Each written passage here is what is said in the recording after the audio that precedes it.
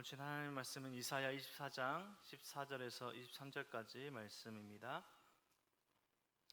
이사야 24장 14절에서 23절까지 제가 봉독하도록 하겠습니다. 우리가 소리를 높여 부를 것이며 여호와의 위엄으로 말미암아 바다에서부터 크게 외치리니 그러므로 너희가 동방에서 여호와를 영화롭게 하며 바다 모든 섬에서 이스라엘의 하나님 여호와의 이름을 영화롭게 할 것이라. 땅끝에서부터 노래하는 소리가 우리에게 들리기를 의로우신 이에게 영광을 돌리세 하도다. 그러나 나는 이르기를 나는 쇠잔하였고 나는 쇠잔하였으니 내게 화가 있도다. 배신자들은 배신하고 배신자들이 크게 배신하였도다. 땅의 주민아 두려움과 함정과 올무가 내게 이르렀나니 두려운 소리로 말미암아 도망하는 자는 함정에 빠지겠고 함정 속에서 올라오는 자는 올무에 걸리리니 이는 위에 있는 문이 열리고 땅의 기초가 진동함이라. 땅이 깨지고 깨지며 땅이 갈라지고 갈라지며 땅이 흔들리고 흔들리며 땅이 취한 자같이 비틀비틀하며 원두막같이 흔들리며 그 위에 죄악이 중함으로 떨어져서 다시는 일어나지 못하리라. 그날에 여호와께서 높은 데에서 높은 군대를 벌하시며 땅에서 땅의 왕들을 벌하시리니 그들이 죄수가 깊은 옥에 모임같이 모이게 되고 옥에 갇혔다가 여러 날 후에 형벌을 받을 것이라. 그때 달이 수치를 당하고 해가 부끄러워하리니 이는 만군의 여호와께서 시온산과 예루살렘에서 왕이 되시고 그 장로들 앞에서 영광을 나타내실 것임이라. 아멘. 제가 최근에 재밌게 보는 책 중에 징비록이라는 제목을 가진 책이 있습니다. 성경 관련된 책은 아니고요. 우리나라 역사책입니다. 조선시대 임진왜란 때에 겪었던 일을 기록으로 남겼던 유성룡의 책입니다.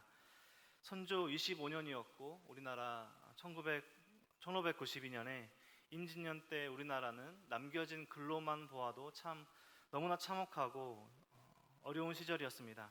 왕이 왕궁을 버리고 피난을 갔고 각 도성의 책임자들은 성을 버리고 도망가는 그런 어려운 상황이었습니다.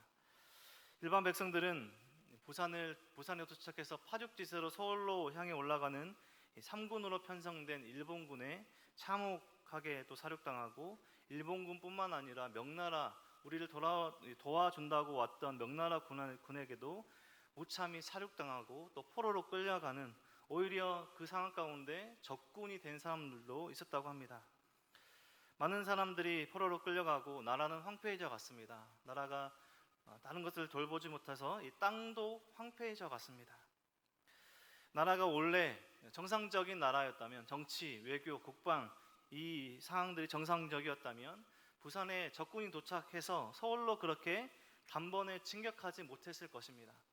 이 군대가 그렇게 단번에 진격하려면 이 뒤에 퇴로가 있어야 되고 또 보급로가 있어야 되는데 그렇게 단번에 진격하는 그 과정 가운데 보급로가 끊기고 사방에 조선의 군사들, 우리나라 군사들이 압박하며 둘러싸일 수도 있었기 때문에 보통의 정상적인 상황이었다면 그런 식으로 전쟁이 이루어지지 않았을 것입니다. 일본군의 기세만으로, 소문만으로도 장수들, 성주들은 성을 버리고 도망갔습니다. 당시 조선은 동인과 서인으로 나뉘어져서 조정이 갈등이 심했고 능력 있는 인물들이 제자리를 찾아가서 이렇게 일을 하기가 쉽지 않은 상황이었습니다. 한산도대첩에 우리가 너무나 잘 아는 이순신 장군이나 또 행주대첩의 권율 같은 분들도 말단직에 있다가 이 전시에 이 류성룡의 제안으로 중책을 맡고 전공을 세울 수 있었다고 합니다.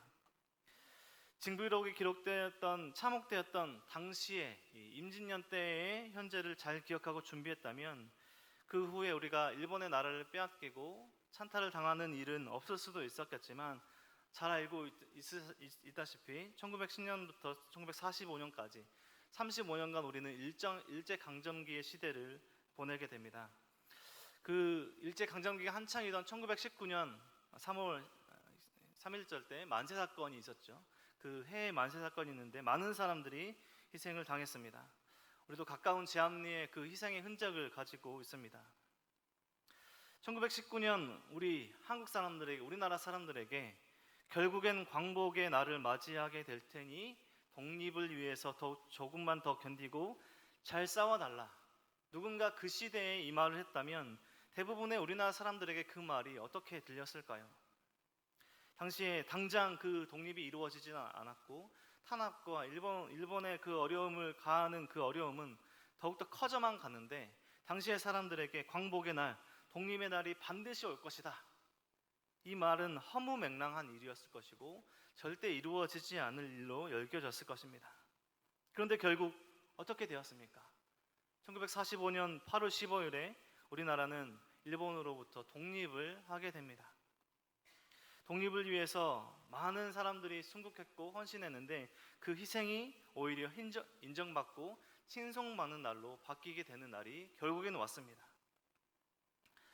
1945년 8월 15일, 그날에 우리나라 한국 사람들에게는 기쁨의 날, 감격한 날이었을 것이고요.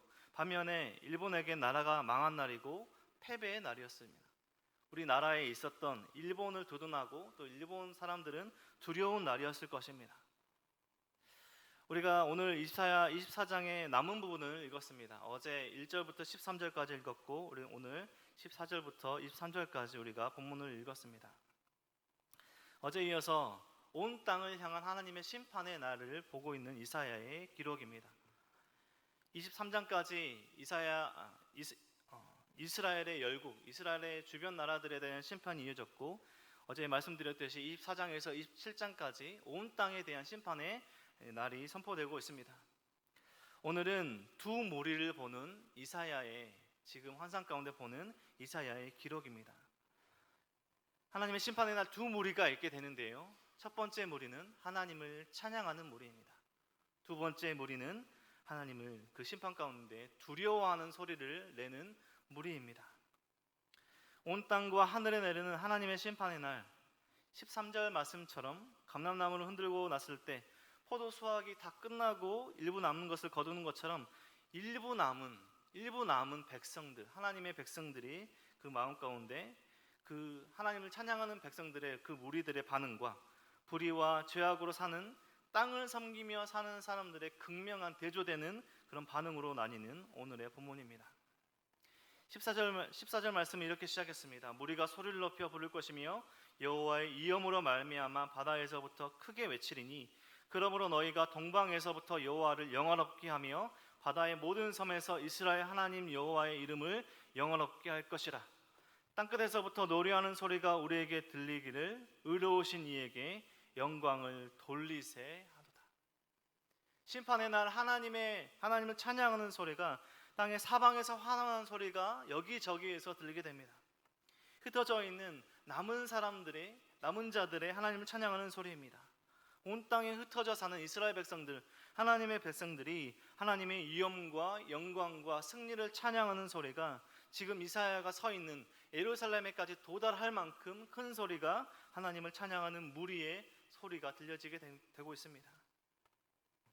그런데 동시에 지금 이사야에게 하나님을 찬양하는 소리, 하나님 찬양하는 무리들의 소리가 들리고요, 동시에 지금 이사야는 그것만으로 기뻐할 수 없을 정도로 땅을 뒤덮는 무서운 재난으로 인해 두려움에 빠진 사람들의 소리도 이사야가 듣게 됩니다. 16절 하반절 말씀을 보면요, 그러나 나는 이르기를 나는 쇠잔하였고 나는 쇠잔하였으니 내게 화가 있도다. 하나님을 찬양하는 소리가 들리고 있는데 지금 이사야의 심정은 그것으로 말미암아 기뻐하는 것이 아니라요, 두려워하는 사람들의 그 두려움으로 말미암아 들리는 그 소리로 말미암아 쇠잔하였고 내게 화가 있을지어다라고 보고 있는 것입니다. 심판의 날 겪게 되는 그 두려움의 크기, 하나님의 그 심판의 크기는 하나님의 심판을 당하지 않는 남은 사람들에게는 하나님을 찬양하고 하나님께 영광 올려드리는 큰 소리로 찬양하는 소리로 나아가게 되지만, 하나님의 심판의 그 두려움의 크기는 상상을 초월한 하나님의 그 두려움의 크기가 남은 자들 이외에 땅을 섬기며 땅의 주민들에게 겪게 되는 것입니다. 이사야가 나는 쇠잔하였고 나는 쇠잔하였으니 내게 화가 있도다. 배신자들은 배신하고 배신자들이 크게 배신하였도다. 땅의 주민아, 두려움과 함정과 올무가 내게 이르러나니 두려운 소리로 말미암아 도망하는 자는 함정에 빠지겠고 함정 속에서 올라오는 자의 올무에 걸리리니 이는 위에 있는 문이 열리고 땅의 기초가 진동함이라.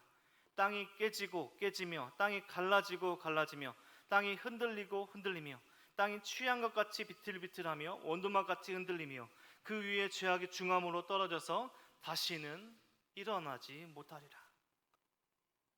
땅을 의지하며 사는 땅의 주민들에게 닥치는 그 두려운 하나님의 심판이 임할 때 두려움에 빠져 있는 땅의 주민들의 그 두려움이 이사야에게 보이게 되는 것입니다. 지금 이사야는 하나님을 찬양하는 사람들의 무리, 그리고 땅을 의지하며 땅의 주민들의 그 두려움의 크기를 동시에 보고 있는 것입니다. 땅을 의지하며 살고 있는데 땅이 흔들립니다. 하늘로 가볼까? 하늘로 도망가 볼까? 하지만 하늘도 하나님의 심판의 대상입니다. 심판자 되신 하나님께서 이 모든 것을 심판하십니다. 그런데 그냥 심판하신 것이 아니라 공의로 심판하십니다. 21절과 오늘 마지막 말씀은 이렇게 마무리되고 있습니다. 그날에 여호와께서 높은 데에서 높은 군대를 벌하시며 땅에서 땅의 왕들을 벌하시리니 그들이 죄수가 깊은 옷에 모임같이 모이게 되고 옥에 갇혔다가 여러 날 후에 형벌을 받을 것이라. 그때 달이 수치를 당하고 해가 부끄러워하리니 이는 만군의 여호와께서 시온산과 예루살렘에서 왕이 되시고 그 장로들 앞에서 영광을 나타내실 것입니다.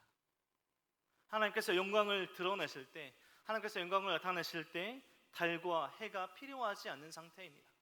지금 우리는 달이 있어야 밝고요, 또 해가 있어야 밝은 상태인데 하나님의 영광은 그것을 뒤덮는 큰 영광으로 임하시고 그 모든 것들을 심판하시는 그 심판의 날이 다가오게 되는 것입니다.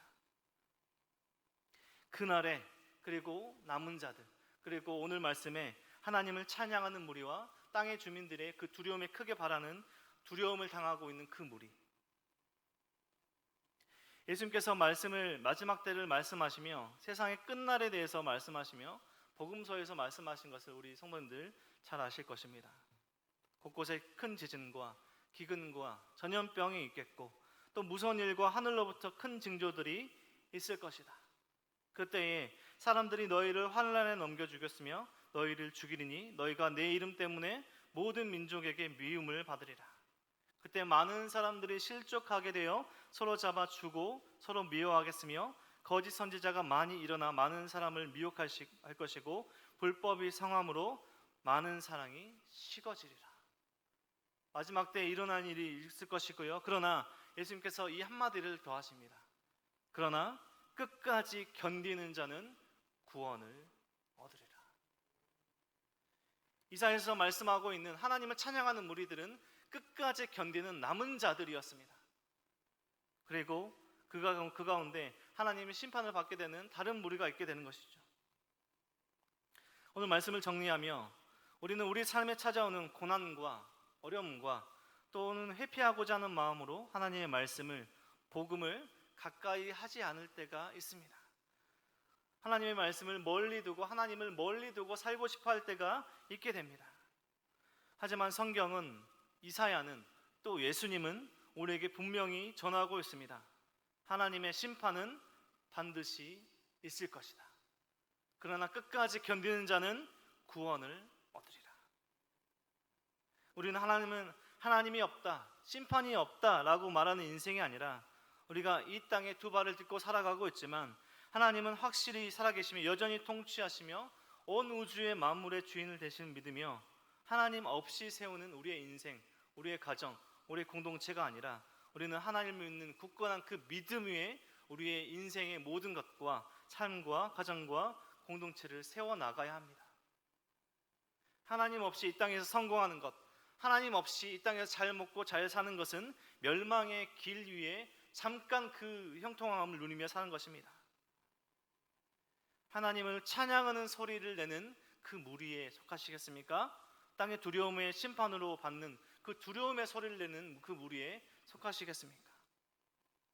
우리는 하나님의 그 심판의 날, 하나님의 심판이 두려워 하나님을 찬양하는 삶이 아니라 우리 삶에 여전히 살아계시고 역사하시는, 여전히 우리와 함께 하심을, 임마누엘 되신 하나님을 인정하며 확실히 믿으며 땅을 의지하며 사는 인생이 아니라 이 땅에 잠시 고난과 시험과 어려움이 있다 하더라도 하나님의 말씀을 붙들며 하나님께 소망을 두며 묵묵히 하나님께서 기뻐하시는 삶을, 하나님께서 기뻐하시는 오늘 하루의 삶을, 하나님께서 기뻐하시는 순간순간의 선택을 하며 사는 우리가 되어야 할 것입니다.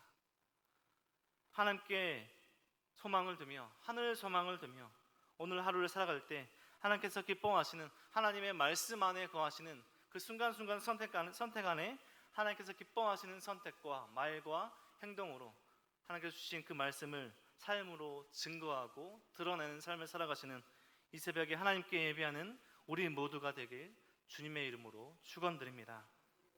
오늘 말씀을 기억하시며 함께 기도하시겠습니다.